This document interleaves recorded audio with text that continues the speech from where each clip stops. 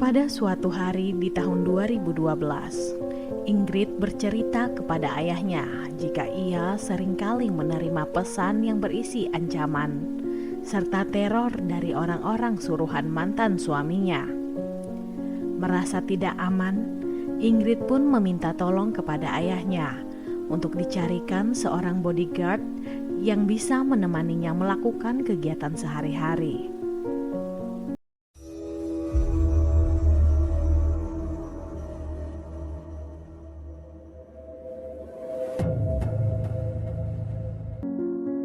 Hai semuanya, apa kabar? Semoga kabar kalian sehat selalu dan pastinya diberi kebahagiaan dalam menjalani hidup. Di video kali ini saya akan membahas tentang salah satu kasus yang terjadi di Indonesia, tepatnya di Bandung, Jawa Barat. Kasus ini sendiri merupakan drama rumah tangga dari seorang bos security dan seorang desainer terkenal di tanah air. Seperti apa kasusnya? Yuk langsung kita bahas. Kita kenalan dulu dengan seorang pria yang bernama Husein Witarja Komara, berusia 40 tahun dan tinggal di Bandung, Jawa Barat. Di tahun 1992, Husein menempuh pendidikan di salah satu SMA swasta favorit di Bandung. Menurut beberapa teman sekolahnya, Husein dikenal sebagai sosok yang ramah dan baik, namun sedikit pemarah. Setelah berhasil menyelesaikan pendidikan sarjananya pada tahun 2005, Husein kemudian menikah dengan seorang perempuan yang bernama Ingrid Gunawan. Dari pernikahan tersebut, mereka dikaruniai seorang anak perempuan. Husein ini merupakan seorang pemilik perusahaan yang bergerak di bidang penyediaan jasa keamanan yang bernama Red Squad dan berlokasi di Jalan Oto Iskandar Dinata, Bandung. Sedangkan istrinya bekerja sebagai seorang desainer tanah air dan sangat dikenal di kalangan para perancang busana pengantin. Namun sayangnya, hubungan rumah tangga yang mereka bina itu tidak bertahan lama. Setelah 6 tahun berumah tangga, atau tepatnya pada tahun 2011, Husein dan Ingrid memutuskan untuk berpisah. Menurut Ingrid, hancurnya rumah tangga tersebut dipicu oleh sifat dan sikap suaminya yang kerap keras kepala, pemarah, temperamental, dan seringkali melakukan tindakan kekerasan atau KDRT. Setelah keduanya resmi bercerai, Ingrid memutuskan untuk pulang ke rumah kedua orang tuanya. Setelah proses perceraian tersebut selesai, hak asuh anak mereka ternyata jatuh di tangan Husein. Hal ini membuat Ingrid merasa was-was jika anaknya harus diasuh oleh mantan suaminya. Perasaan khawatir tersebut juga bukan tanpa alasan, mengingat sifat dari Husein yang kasar, pemarah, dan temperamental, sehingga Ingrid dan keluarganya pun menjadi sangat takut jika anak semata wayangnya menjadi korban kekerasan dari Husein. Keluarga Ingrid mengatakan jika Husein ini suka mabuk dan memiliki sebuah pistol. Selain itu, orang tua dari Ingrid mengaku jika anaknya pernah dicegat oleh orang-orang suruhan Husein untuk menyerahkan mobilnya. Dengan adanya kejadian tersebut, Ingrid pun menjadi semakin takut apabila anaknya tetap diasuh oleh mantan suaminya itu. Sehingga ia pun kemudian mendatangi Husein untuk memohon perihal hak asuh anak mereka. Namun tentu saja permintaan tersebut ditolak oleh Husein. Pada suatu hari di tahun 2012, Ingrid bercerita kepada ayahnya jika ia seringkali menerima pesan yang berisi ancaman serta teror dari orang-orang suruhan mantan suaminya. Merasa tidak aman, Ingrid pun meminta tolong kepada ayahnya untuk dicarikan seorang bodyguard yang bisa menemaninya melakukan kegiatan sehari-hari. Ayah dari Ingrid kemudian langsung mengiyakan permintaan tersebut dan meminta seorang pria bernama Agustinus Othniel Maitimu untuk menjadi bodyguard Ingrid. Pemilihan itu pun bukan tanpa alasan. Menurut ayah Ingrid, Agustinus merupakan sosok pria pemberani. Selain itu, mereka juga sudah saling mengenal cukup lama. Pertemuan pertama antara Ingrid dan Agustinus terjadi pada bulan April 2012 di sebuah tempat makan yang berlokasi di Pascal Hyper Square, Bandung. Di dalam pertemuan tersebut, Ingrid malah meminta bantuan kepada Agustinus untuk melenyapkan mantan suaminya dengan iming-iming sejumlah uang. Awalnya Agustinus ini dengan tegas menolak permintaan itu. Namun ia tetap berjanji akan memikirkan keputusannya kembali. Keesokan harinya, Ingrid dan Agustinus sempat menjalin komunikasi dan sepakat untuk bertemu di sebuah tempat karaoke yang berada di kawasan Cihampelas, Bandung. Di dalam pertemuan yang kedua kali ini, Agustinus menginformasikan jika ia bersedia menerima tawaran yang diberikan oleh Ingrid. Agustinus juga meminta pembayaran awal sebesar 10 juta rupiah sebagai tanda jadi kesepakatan mereka. Setelah diberi pembayaran awal sebagai tanda jadi, Agustinus pun menawarkan dua pilihan cara untuk menghabisi Hussein. Cara yang pertama yakni pembunuhan disertai penyiksaan. Sedangkan cara yang kedua adalah langsung dibunuh saja. Tentunya penawaran tersebut tidak semurah yang dibayangkan, karena ternyata Agustinus meminta imbalan sebesar 200 juta rupiah untuk melakukan aksinya. Saat itu Ingrid tidak langsung mengiyakan harga yang ditawarkan. Ia sempat meminta waktu untuk memikirkannya terlebih dahulu. Keesokan harinya, Ingrid mengajak Agustinus untuk bertemu yang ketiga kalinya. Nah, di dalam pertemuan ini, Ingrid menyetujui penawaran harga yang diajukan kemarin.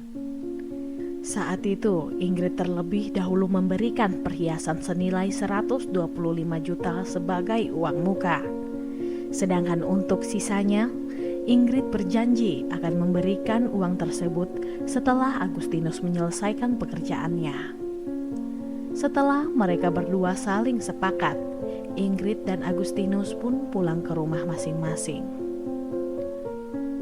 Sebelum melakukan aksinya, Agustinus terlebih dahulu meminta bantuan kepada seorang temannya yang bernama Dasol, yang berusia 42 tahun.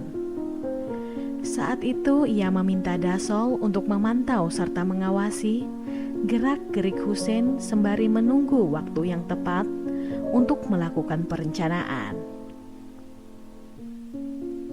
Pada 3 Mei 2012, Ingrid kembali menghubungi Agustinus melalui panggilan telepon. Di dalam panggilan itu, Ingrid memberitahu Agustinus bahwa Hussein akan datang ke rumahnya di Jalan Kapten Tendean pada keesokan harinya sekitar jam 9 pagi. Setelah mendapat informasi tersebut, Agustinus kembali mematangkan rencananya sembari menyiapkan sepucuk pistol. Singkat cerita, keesokan harinya atau tepat pada 4 Mei 2012, Agustinus langsung meluncur seorang diri ke Jalan Kapten Tendean dengan menggunakan sebuah mobil rental untuk menunggu kedatangan Hussein. Sembari menunggu, Agustinus juga sempat menghubungi Dasol untuk segera datang ke lokasi.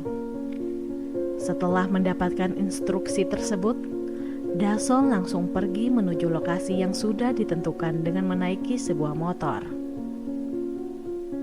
Pada 4 Mei 2012 sekitar jam 10 pagi, Agustinus melihat mobil Land Cruiser yang saat itu dikendarai oleh Hussein.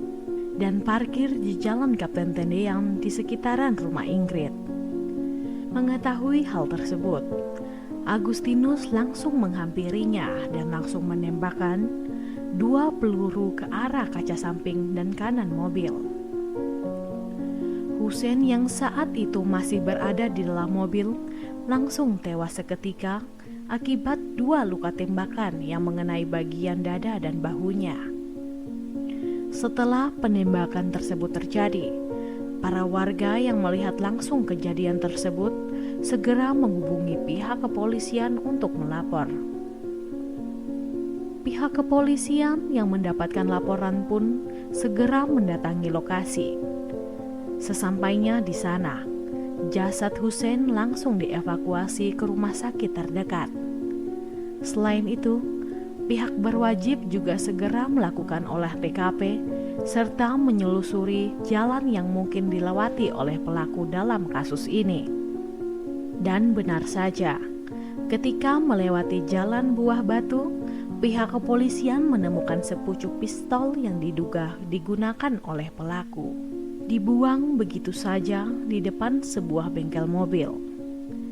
Pihak kepolisian pun segera menyelidiki kasus ini lebih lanjut. Sementara itu, setelah selesai melakukan aksinya, Agustinus sempat menghubungi Dassel dan memintanya untuk putar balik saja, karena ia telah berhasil mengeksekusi target. Beberapa hari setelah kejadian tersebut, atau tepatnya pada 15 Mei 2012, Agustinus kembali menghubungi Ingrid untuk meminta sisa pembayaran yang sudah dijanjikan. Mereka berdua pun akhirnya sepakat untuk bertemu di sebuah tempat karaoke. Dan ketika sampai, Ingrid langsung memberikan uang sisa pembayaran sesuai dengan kesepakatan mereka. Pihak kepolisian Polrestabes Bandung yang menangani kasus ini pun terus menggali informasi dan keterangan-keterangan guna memecahkan kasus ini. Berdasarkan hasil autopsi, diketahui bahwa penyebab kematian ini adalah luka tembak di bagian dada kanan dan di bagian leher dekat bahu. Pihak kepolisian dari Polrestabes Bandung juga membentuk sebuah tim khusus untuk menyelidiki kasus ini. Dan dari hasil penyelidikan tersebut, polisi meyakini bahwa kejadian ini ada sangkut pautnya dengan mantan istri dari Hussein, yaitu Ingrid. Pada 29 Mei 2012, pihak kepolisian menjemput Ingrid yang saat itu berada di rumah orang tuanya untuk dimintai keterangan. Selain itu, di hari yang sama, pihak kepolisian juga menangkap Agustinus dan Dassel di sebuah toko emas yang berlokasi di Jalan Pasir, Koja, Bandung. Di dalam penangkapan tersebut, pihak kepolisian berhasil mengantongi beberapa barang bukti lain, yaitu mobil rental yang digunakan untuk menghabisi korban dan beberapa sejumlah peluru.